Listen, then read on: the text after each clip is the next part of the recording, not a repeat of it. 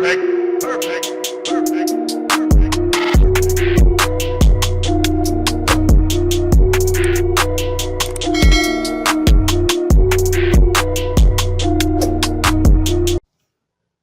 बकवास बंद करो। महेश ने इतनी जोर से मेरे मुंह पर थप्पड़ मारा कि मैं लड़खड़ा कर कई कदम पीछे हट गया।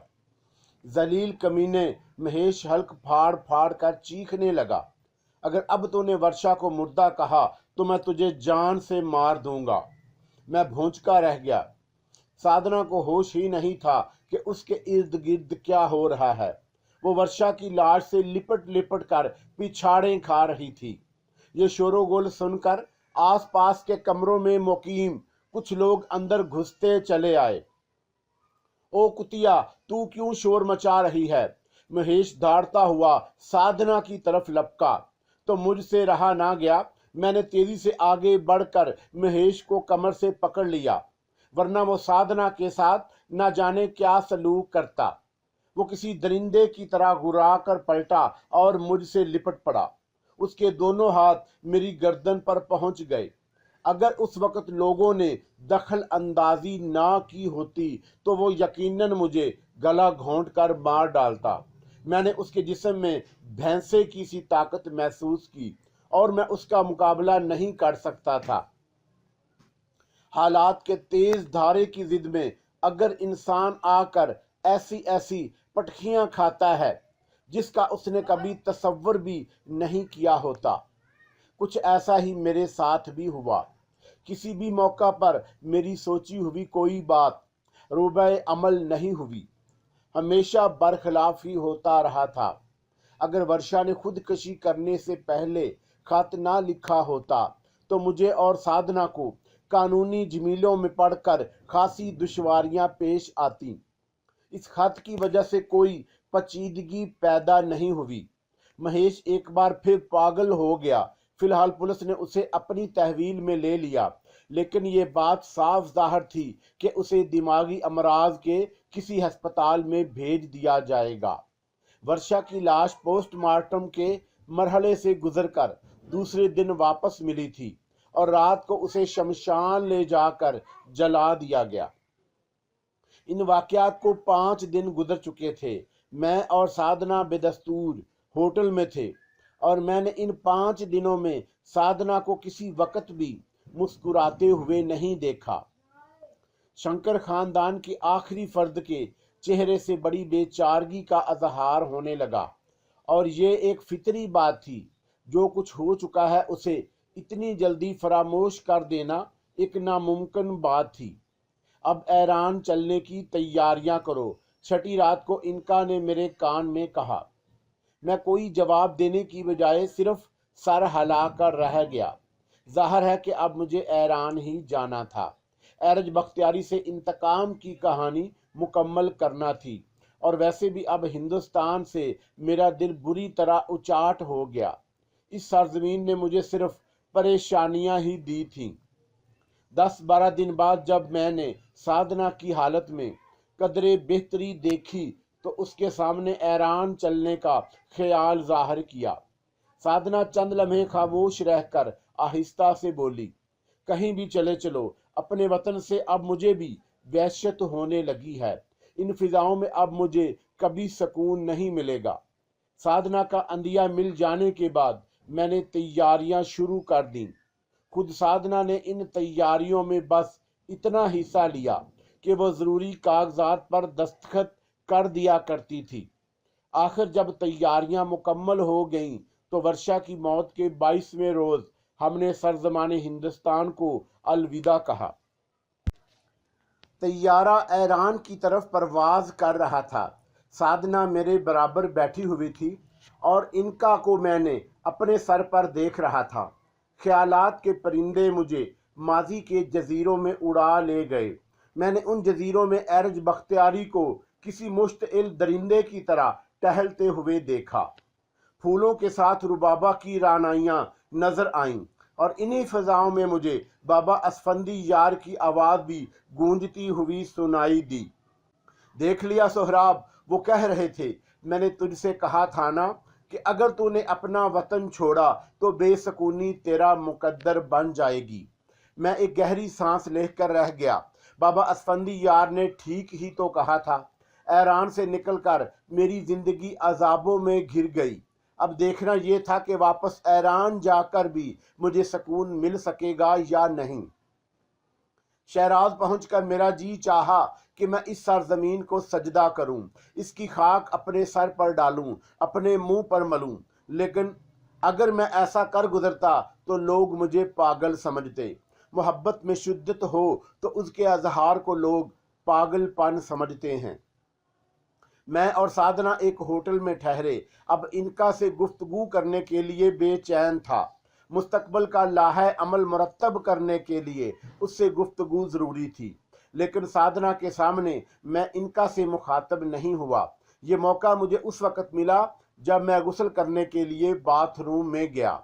पानी मैंने खासी तेज रफ्तारी से खोल दिया ताकि मेरी आवाज़ें कमरे में मौजूद साधना के कानों तक ना पहुंच सकें। गुफ्तगू में पहल इनका की तरफ हुई। उसने मुस्कुराकर कहा, बहुत बेताब हो मुझसे बात करने के लिए। हाँ, मैं जानना चाहता हूँ कि अब तुम्हारी बेबसी का क्या हाल है। मैंने बुरा सा मुंह बनाकर कहा। वर्षा की मौत और महेश की दीवानगी के बाद मेरी बेबसी खत्म हो चुकी है। वो अजीम ताकत चाहती थी कि ये सब कुछ हो, इसलिए मैं इस होने को नहीं रोक सकती थी। हाँ, अब वही सब कुछ हो जाएगा जो तुम चाहोगे। सबसे पहले तुम मेरी रिहाइश का बंदोबस्त करो। मुझे होटलों में फिरते रहना पसंद नहीं। तो इसमें इतना उलझने की क्या जरूरत है? जाकर ठाठ से आकाए काशानी के महल में रहो। क्या मतलब? मैं हैरत से बोला। क्या तुम भूल गए कि तुम काशानी शहजादे हो? इनका ने मुस्कुराते हुए कहा। आकाए काशानी हिंदुस्तानी सफारत खाने की एक भरी परी महफिल में तुमको अपना बेटा तस्लीम कर चुका है। तुम अपने इस मसनूई बाप के महल को अपना ही महल समझ सकते हो। लेकिन मैं उलझने लगा। अच्छा खैर, तुम इस सिलसिले में परेशान ना हो।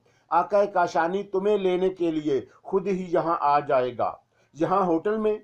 मेरे लहजे में हैरत थी। हाँ, लेकिन तुम क्यों बिला वजह उलझ रहे हो? इनका अब सब कुछ ठीक कर लेगी। मैं चुप हो गया। मुझे वाकई उलझने की जरूरत नहीं थी। जब इनका मैदान में आ चुकी हो तो फिर मुझे हर तरफ से बेफिक्र हो जाना चाहिए। मैंने और साधना ने दोपहर का खाना कमरे में ही खाया। खाने के दौरान में साधना बोली, राहील डियर, क्या तुम इस दुनिया में बिल्कुल तनहा हो? मेरा तो ख्याल था कि यहाँ तुम्हारा अपना घर होगा और मैं तुम्हारे बहुत से अजीजों से मिलूंगी। मैं अपने वालिद से रूठा हुआ हूँ, मैंने मुस्कुराकर कहा। लेकिन अगर मेरे वालिद को ये इल्म हो जाए कि मैं यहाँ मौजूद हूँ तो वो मुझे लेने के लिए दौड़े चले आएंगे। इतना अरसा गुजरने के बाद अब मेरा गुस्सा भी ठंडा हो चुका है। वैसे भी अब मैं चाहता हूँ कि तुम एक भरे पूरे घर की बहू रानी बनो। हम शादी कब करेंगे राहील? बहुत जल्द, लेकिन हमें जाहिर यही करना है कि हमारी शादी हो चुकी है। लेकिन पिताजी को तुम्हारे बारे में इत्तला कैसे होगी? ये एक इत्तेफाक है कि एयरपोर्ट पर पदरे बुजुर्गवार का एक मुलाजम मौजूद था। उसकी नज़र मुझ पर पड़ गई थी और वो इस होटल तक हमारे ताक़ुब में भी आया। अब तक वो पदरे बुजुर्गवार को उसकी इत्तला दे चुका होगा। साधना मुतमिन नजर आने लगी। वो एक बड़े खानदान में घुल मिल जाने के लिए बेचैन थी और उसका सबब भी मुझसे पोशीदा नहीं था।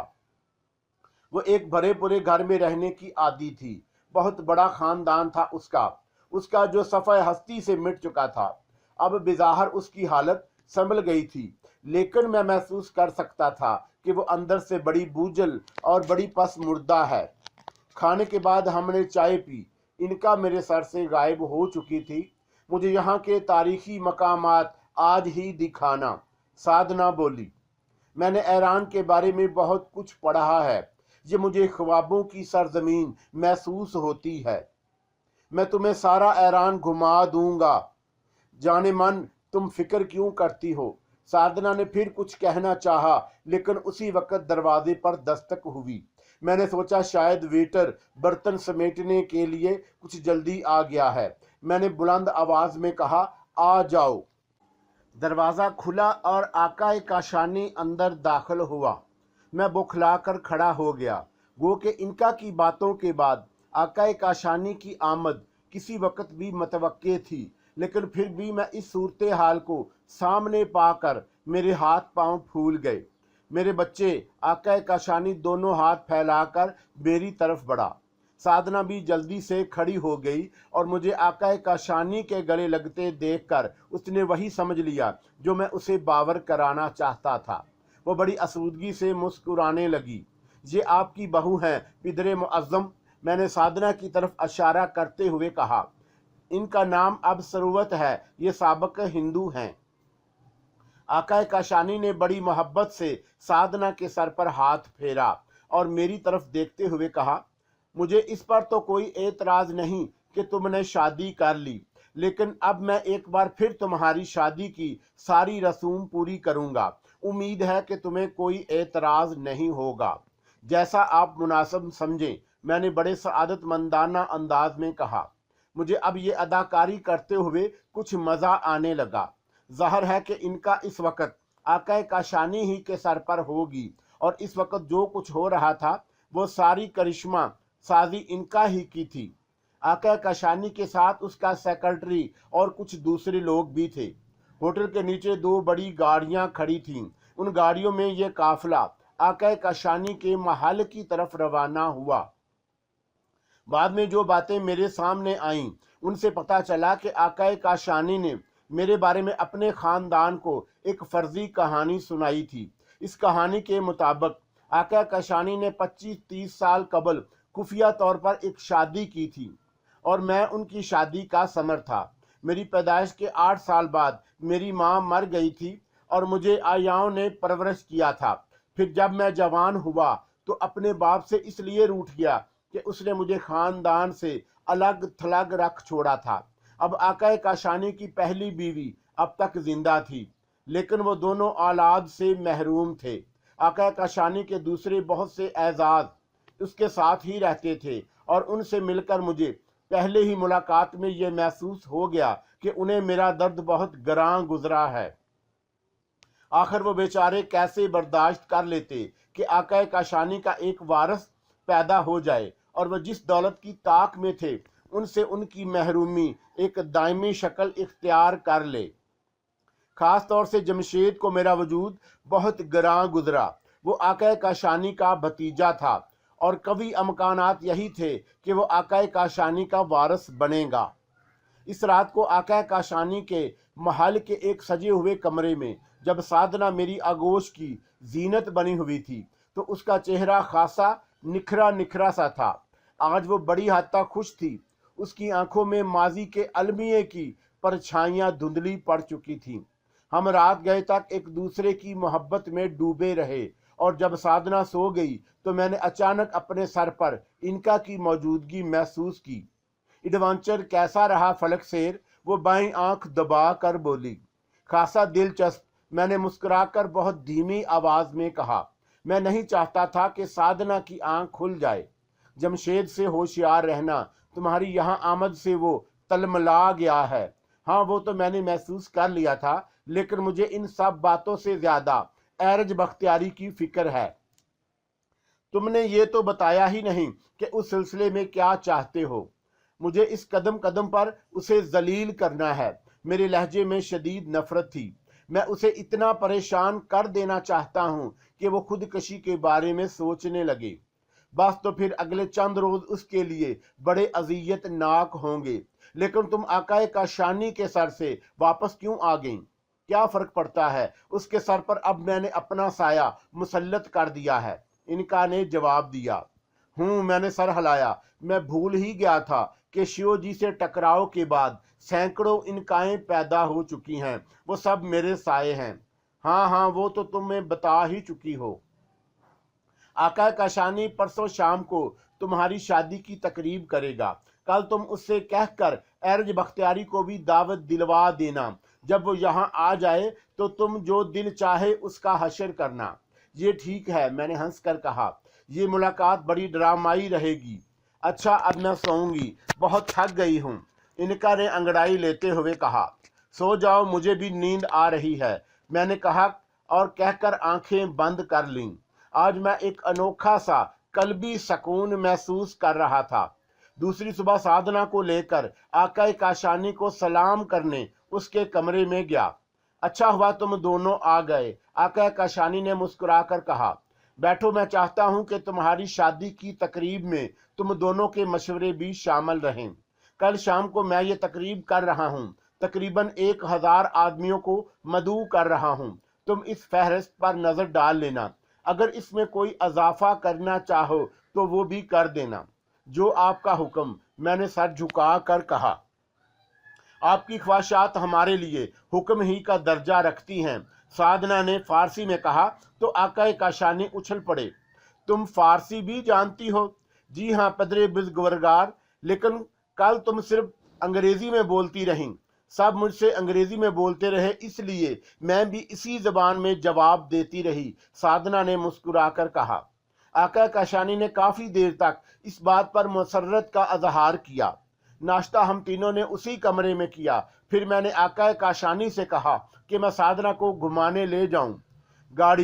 गाड़ी जौन सी चाहो ले जाओ, आका काशानी ने कहा। मुझे वो कैडलक पसंद है जिसमें आप हमें होटल से लाए थे, वही ले जाओ, सफेद कैडलक। साधना के जी को भी भाई थी। हम दोनों इसमें तुम्हारे सारे दिन घूमते रहे। दोपहर का खाना भी बाहर ही खाया। अंधेरा फैल रहा था जब हम वापस लौटे। तुम्हें इतनी देर नहीं करनी चाहिए थी राहील, आका काशानी ने हमें देखते ही कहा। उसके लहजे में हल्की सी सरजश थी। मैं दोपहर को खाने पर बहुत देर तक तुम दोनों का इंतज़ार करता रहा। हम मुआफ़ी चाहते हैं। मेरे और साधना के मुंह से भी यक वक़्त एक ही जुमला निकला तो आका काशानी मुस्कुरा दिए। चलो खैर, वो बोला, अब रात का खाना हम साथ ही खाएंगे। और हाँ, मैंने प्रोग्राम में कुछ तब्दीली कर दी है। इतनी इजलत की शादी कुछ ठीक नहीं लगती। कल मुअज़्ज़िज़ीन शहर की दावत तो होगी, लेकिन इस दावत में तुम्हारी शादी का सिर्फ ऐलान किया जाएगा। शादी 1 हफ्ते बाद होगी, जैसा आप मुनासिब समझें। आका काशानी ने मेरे कंधा थपकाया, साधना के सर पर हाथ फेरा और चला गया। हम दोनों एक दूसरे की तरफ देखकर मुस्कुरा दिए। वो रात गुजरी और दूसरा दिन तलू हुआ। उस रोज़ महल में बड़ी सरगर्मी थी। रात की दावत के इंतज़ामात जो हो रहे थे, वो दिन हमने अपने कमरे में ही गुजार दिया। अंधेरा फैल चुका था जब दरवाजे पे दस्तक हुई। कौन है, आ जाओ, मैंने बुलंद आवाज़ में कहा। दरवाज़ा खुला और आका काशानी अंदर आया। साधना जल्दी से खड़ी हो गई और उसके साथ ही मैं भी उठा। ये क्या बेवकूफ़ी है, आका काशानी ने कुछ बिगड़े हुए लहजे में कहा। तुम लोग अभी यूं ही बैठे हो और वहाँ सब मेहमान आ चुके हैं। हम लोग बिल्कुल तैयार हैं पिदरे मोहतरम, साधना बोली। तैयार हो चुके हो तो चलो मेरे साथ। चलिए, हम दोनों ही आका काशानी के साथ चल दिए। दावत का एहतमाम महल के बाग में किया गया। इस तरह बढ़ते हुए मेरे जहन में सिर्फ एरज बख्तियारी की शख्सियत रक्स कर रही थी। मुझे देखकर उस पर क्या रद्द अमल होगा, मैं उसका अंदाज़ा तो यकीनन लगा सकता था। बाग में शामियाने के नीचे बेशुमार सोफे सेट लगे हुए थे और बावर्दी मुलाजमीन मशरूबात की ट्रे लिए हुए इधर से उधर घूमते फिर रहे थे। एक सिरे पर बड़ा खूबसूरत स्टेज बनाया गया था। वहाँ मेरी और साधना की निशस्त के साथ चीदा चीदा शख्सियतों के बैठने का इंतज़ाम किया गया और 2 शख्सियतें उस वक़्त हाल में मौजूद थीं। डाइस प्रो माइक्रोफोन में मौजूद थे। जब मैं और साधना वहां पहुंचे तो आका काशानी ने एक माइक्रोफोन पर ऐलान किया, मेरा बेटा राहील और मेरी होने वाली बहू सरोत, इन दोनों की शादी अगले हफ्ते होगी। बेशुमार तालियों की गूंज में साधना और मैं झुक झुक कर मेहमानों को सलाम करने लगे। उसके साथ ही मेरी नज़रें बड़ी तेज़ी से मेहमानों का जायज़ा भी लेती रही। मुझे एरज बख्तियार की तलाश थी। जल्द ही मैंने उसे ढूंढ लिया। वो स्टेज से ज़्यादा दूर नहीं था, इसलिए उसके चेहरे के तासरात भी मुझसे पोशीदा नहीं रह सके और उसकी नज़रें मेरी तरफ थीं। वो बार बार इस तरह पहलू बदल रहा था जैसे उसे कोई शय चुभ रही हो। चेहरे की रंगत भी बदल चुकी थी। जब मैं और साधना अपनी अपनी निशस्त पर बैठ गए तो इनका मेरे कान में बोली, अब बताओ तुम एरज बख्तियारी की बेइज्जती करने के लिए किस किस्म का ड्रामा चाहते हो। मैंने इनका को घूर कर देखा, जैसे बताना चाहता हूँ कि मैं लोगों की मौजूदगी में कुछ बोल नहीं सकता, लिहाजा वो खुद ही जो दिल चाहे करे। ठीक है, इनका ने मेरी नज़रों का मतलब समझ कर कहा, बस अब तुम इत्मीनान से बैठे तमाशा देखते रहो। मेरी नज़रें घूम फिर कर एरज बख्तियारी ही के चेहरे पर जा रुकी। आज मैंने उसे काफ़ी दिन बाद देखा। बाप और बेटा एक दूसरे के सामने थे, लेकिन जज्बों में कोई ऐसी तगयानी नहीं थी जिसे मोहब्बत का नाम दिया जा सकता। हाँ, अलबत्ता ऐसी तगयानी ज़रूर थी जिसे नफ़रत से इबादत समझा जा सकता। आधे घंटे बाद तमाम मेहमानों को बाग के दूसरे हिस्से की तरफ ले जाया गया, जहां खाने की मेज़ें लगी हुई थी। अभी तक एरज बख्तियारी के साथ कोई ऐसा वाक़या नहीं हुआ जिसमें अहानत का कोई पहलू होता। वो हंगामा खाने के बाद होगा, इनका ने कहा। अगर मैं खाने से पहले ही कुछ कर दूं तो इस तकरीब का सत्यानाश हो जाएगा। मैं सर हिलाकर रह गया। इनका की बात बिल्कुल दुरुस्त थी। खाने के दौरान में मैं और साधना और मैं दूसरे मेहमानों से घुल मिल गए। साधना तो लड़कियों के एक ग्रुप में फंस गई और मैं अपने हम उम्र लड़कों के हत्थे चढ़ गया। खाने के लिए बूफे सिस्टम रखा गया था, इसलिए लोग अपनी अपनी प्लेटें संभाले इधर उधर खड़े हुए थे। मैं मौका निकाल कर इस तरफ सिरक गया जहां एरज बख्तियारी 2-3 आदमियों के साथ खड़ा था। मिस्टर बख्तियारी, मैं बड़ी शाइस्तगी से बोला, क्या आप मुझे 2 मिनट देंगे? ओह ज़रूर। एरज बख्तियारी ने भी खुश खल्की का मुजाहरा किया, लेकिन उसके लहजे की लर्जिश दूसरों ने शायद ना महसूस की हो। मैं उसे कुछ दूर एक कंज की तरफ ले गया। अब मेहमानों से इतना फासला हो गया कि हमारी आवाज़ें उन तक नहीं पहुंच सकती थीं। आपने मुझे पहचान तो लिया होगा। मैं बड़े जहरीले अंदाज में मुस्कुराया। तुम सोहराब हो, वो मेरी आंखों में देखता हुआ बोला। खून को खून ज़रूर पहचान लेता है, मेरे लहजे में तंज था। एरज बख्तियार ने होंठ भींच लिए। अब वक्त आ गया है कि हम फैसला कर लें। मैं फिर बोला, माजी में तुमने मेरे साथ बहुत सी बेइंसाफियां की हैं, अब तुम्हें उनका हिसाब चुकाना होगा। तुम मेरे गुस्से से अच्छी तरह वाकिफ हो। एरज बख्तियारी गुर्राया। और तुमको भी मेरी ताकत का अंदाज़ा हो जाना चाहिए। यही मेरी ताकत का अदना सा करिश्मा है कि मैं अजीम शान महल के वारिस की हसीयत से तुम्हारे सामने आ खड़ा हुआ हूँ। ये कोई ऐसी बात नहीं जिससे मैं मरऊब हो जाऊं। रुबाबा कहाँ है? मैं अचानक पूछ बैठा। तुम्हें उससे कोई गर्ज नहीं होनी चाहिए। क्यों? मुझे उससे गर्ज क्यों नहीं होनी चाहिए? क्या तुम ये भूलने की कोशिश कर रहे हो कि मैं तुम्हारी नाजायज औलाद हूँ, गंदा खून हूँ? गंदे खून से तुम हर बात की तवक्का कर सकते हो। मैं जज्बाती हो गया। ये तुम्हारी बहुत बड़ी गलती थी कि तुम मेरे नाजायज होने का एहसास दिलाते रहे। तुमने मुझे जायज़ हकूक़ से महरूम रखा और अब उसका नतीजा ये निकल रहा है कि मैं अपनी ख्वाहिशात की तकमील के लिए हर नाजायज़ तरीका इख्तियार करने पर आमादा हूँ। रिश्तों नातों की मेरी नज़र में कोई अहमियत नहीं रह गई। नाजायज़ खून का भला क्या रिश्ता। सो मेरी ख्वाहिश है कि मैं रुबाबा को। एरज बख्तियारी एक झटके से मुड़ा और मेहमानों की तरफ बढ़ता चला गया। मैंने महसूस किया कि उसने बड़ी मुश्किल से खुद को काबू में रखा, वरना शायद मुझे चांटा मार बैठता। मैं बड़ी हकारत से उसको जाते हुए देखता रहा। ये मुकालमे खासी दिलचस्प थे। इनका मुस्कुरा कर बोली, क्या तुम वाकई रुबाबा में दिलचस्पी ले रहे हो? हाँ, मैं चाहता हूँ कि उसे एक मर्तबा एरज बख्तियारी की नज़रों के सामने रोंदूं, लेकिन उसकी शादी हो चुकी है। ओहो, ये कब? गुज़श्ता माह। तो फिर बेकार है, मैंने मुंह बना कर कहा। शादी ने तो उसकी सारी महक खत्म कर दी होगी।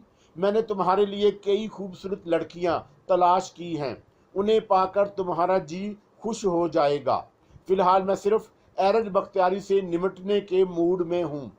बस ज़रा सी देर में तमाशा शुरू होना चाहता है। अब मैं भी आहिस्ता आहिस्ता मेहमानों की तरफ बढ़ने लगा। खाने के बाद रक्सो मौसीकी का प्रोग्राम। चुनाचा लोगों ने फिर शामियाने के नीचे जमा होना शुरू कर दिया। मैंने एरज बख्तियारी पर ख़ास तौर से नज़र रखी। मुझे डर था कि वो कहीं खाना खाते ही रुखसत ना हो जाए, लेकिन ऐसा नहीं हुआ। मैं एरज बख्तियारी से ज़्यादा दूर नहीं था जब मैंने देखा कि मेहमानों में से एक ने अचानक एरज बख्तियारी के गिरेबान पर हाथ डाल दिया।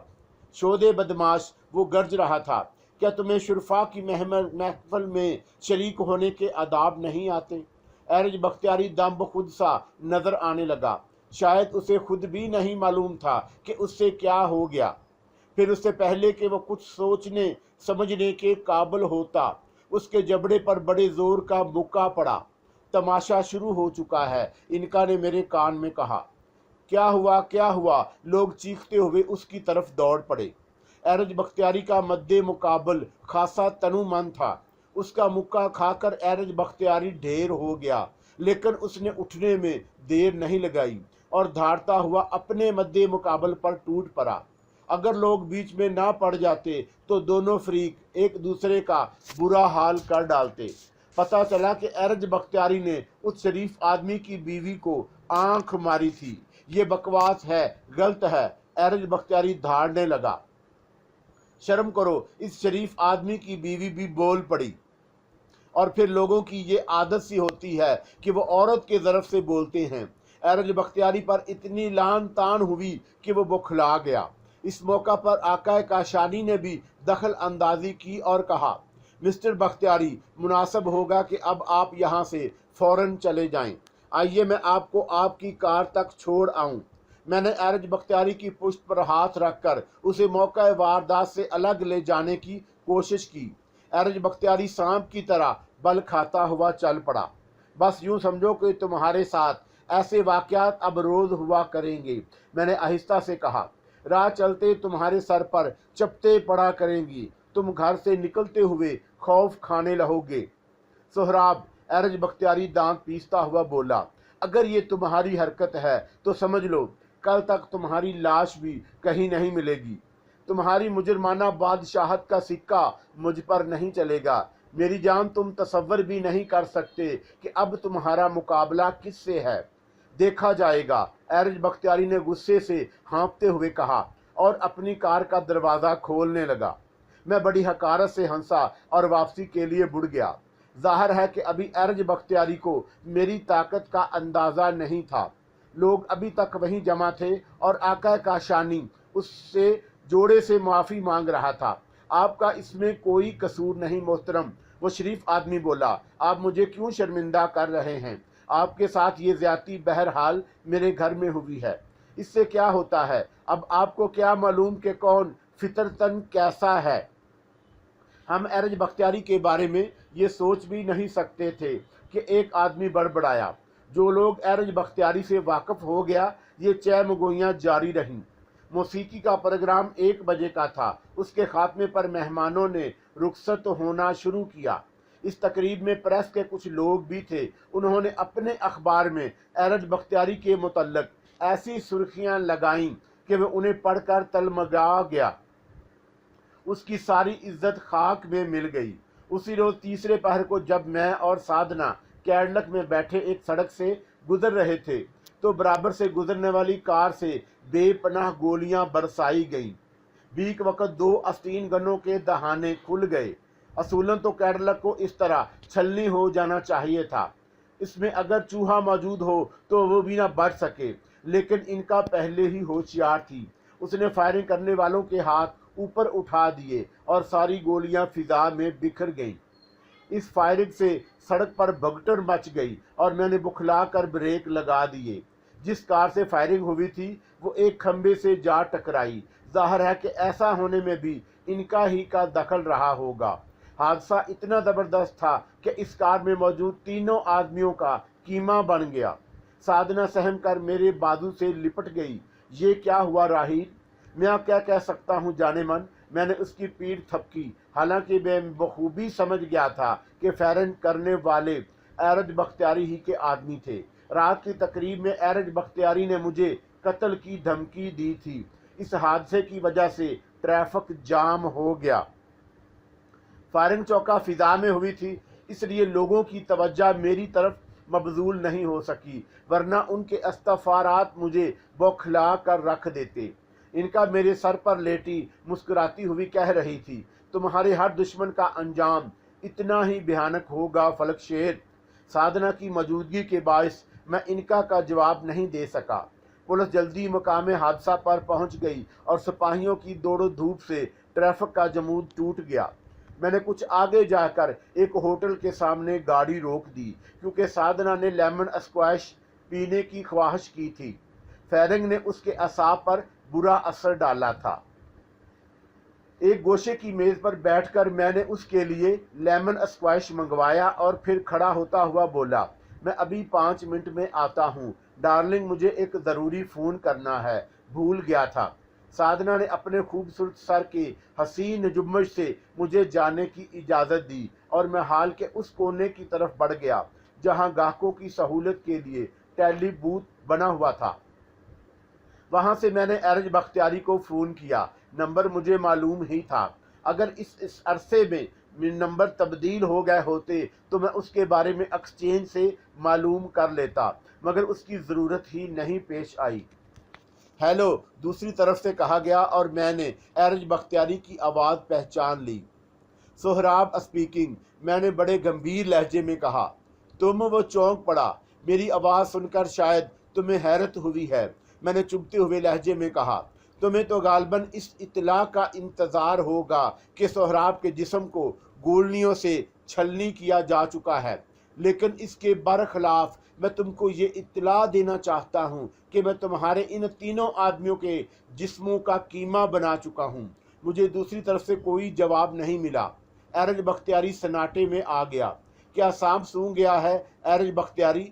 मैंने तंजन कहा। अब भी जवाब नहीं आया तो मैंने कहा, खैर सुनो, मैंने तो सोचा था कि अभी कुछ दिन तक मैं सड़कों पर तुम्हारी सिर्फ बेइज्जती ही किया रहूँगा, लेकिन तुमने मुझ पर यह खतरनाक हमला करके अपनी तबाही को फौरन तलब कर लिया है। मैं इस किस्म के हमलों से ज़रा बराबर खाइफ नहीं, लेकिन मेरी होने वाली बीवी इससे दहशत ज़दा हो जाएगी। मैं उसको बहुत चाहता हूँ और उसके असाब को यूं टूटते फूटते हुए नहीं देख सकता। इसलिए मैंने फैसला किया है कि तुम्हारे मामले को जल्द अज जल्द निपटा दूं।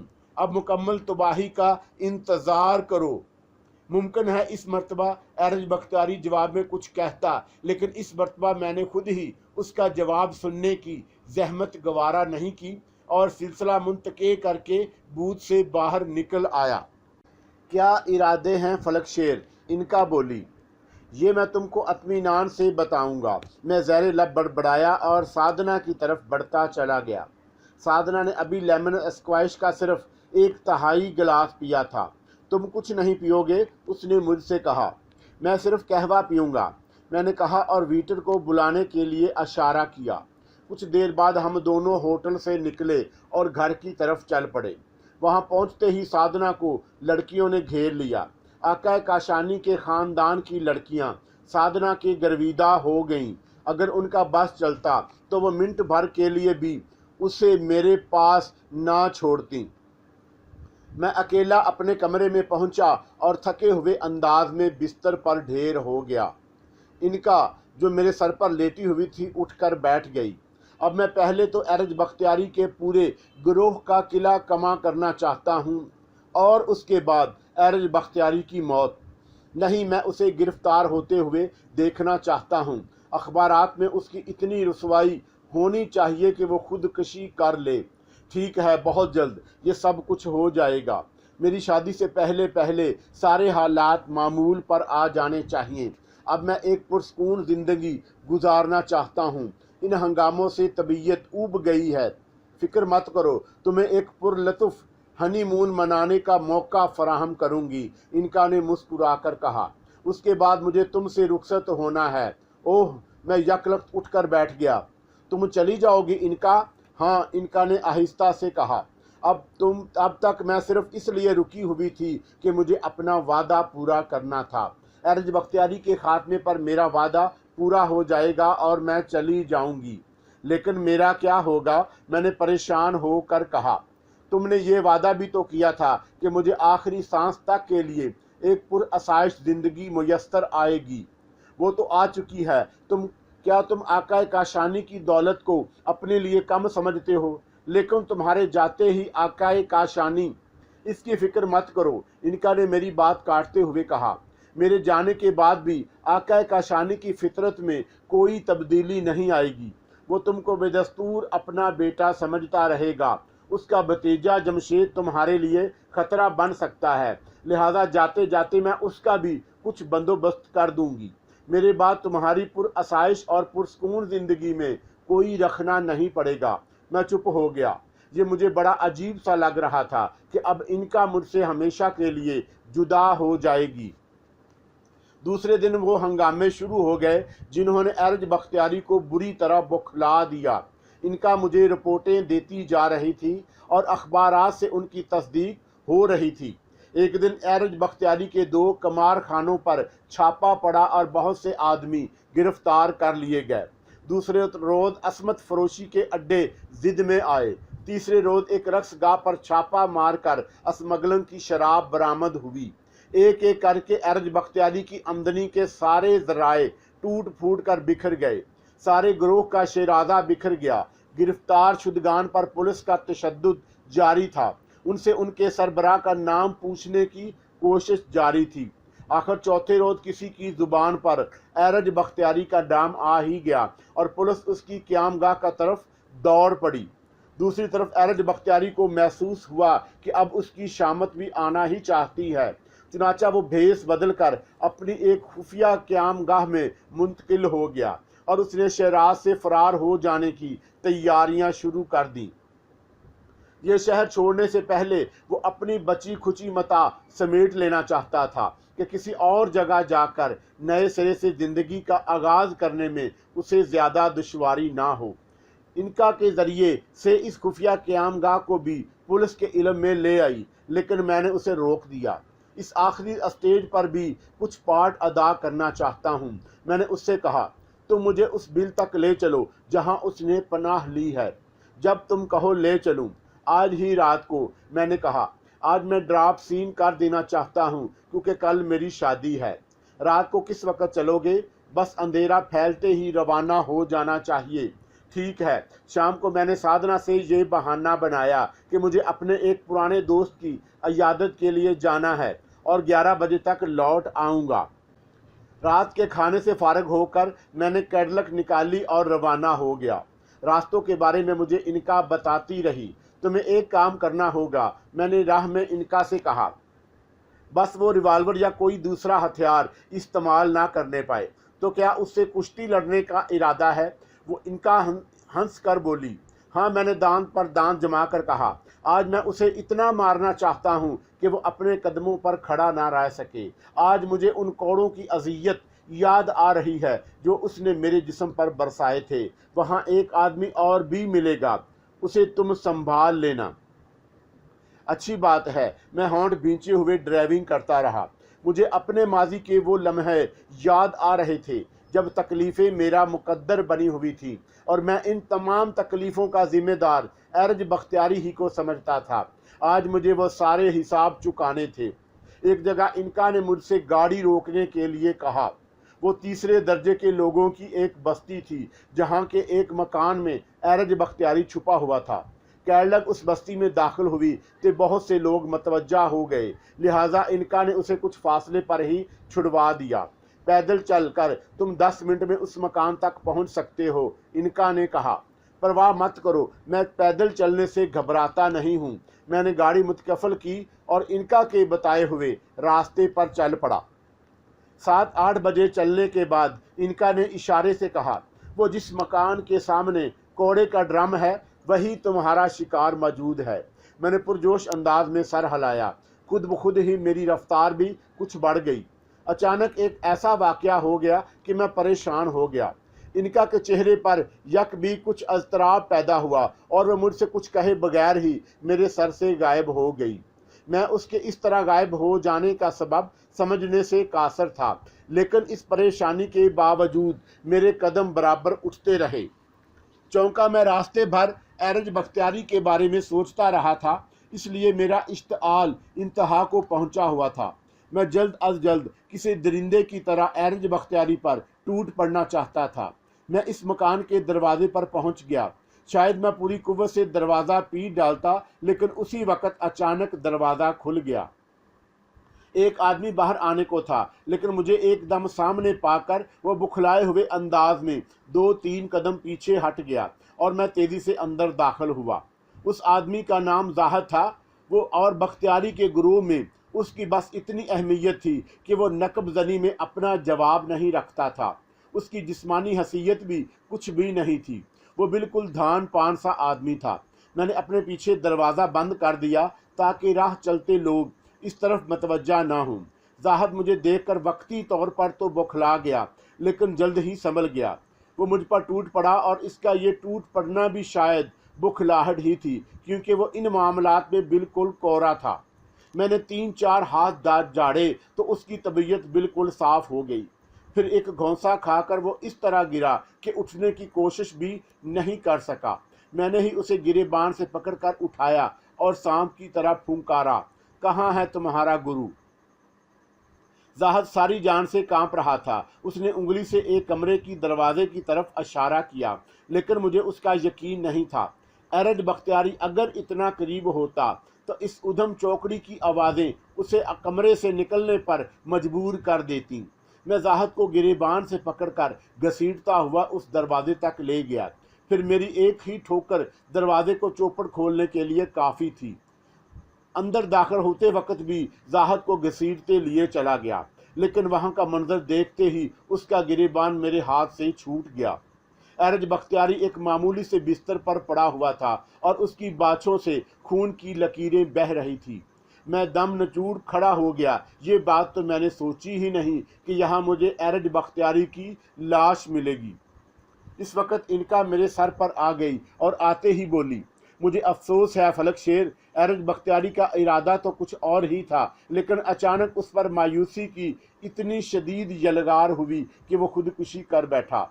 मुझे बिल्कुल आखिरी लम्हात में उसका पता चला और मैं उसकी तरफ दौड़ पड़ी थी, लेकिन अफसोस के कुछ नहीं कर सकी।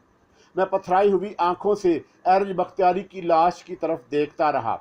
उस वक़्त मेरी हालत कुछ अजीब सी थी, जिसे बयान करना मेरे बस से बाहर था। मुझे एरज बख्तियारी की मौत से खुशी हुई थी, लेकिन इस खुशी में एक और कैफियत भी शामिल थी जिसे मैं कोई नाम नहीं दे सकता था। उस रात मैं बड़ा मुज़मिल रहा, जहन पर एक बेनाम सा दबाव महसूस कर रहा था।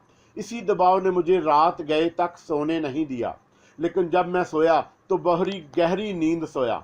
बहुत अरसे बाद मुझे इतनी मुतमिन नींद मुयस्सर आई। सुबह जब मैं उठा तो पूरी तरह हशाश बशाश था। इस जहनी दबाव से निजात मिल गई जिसने रात गए तक बेचैन रखा।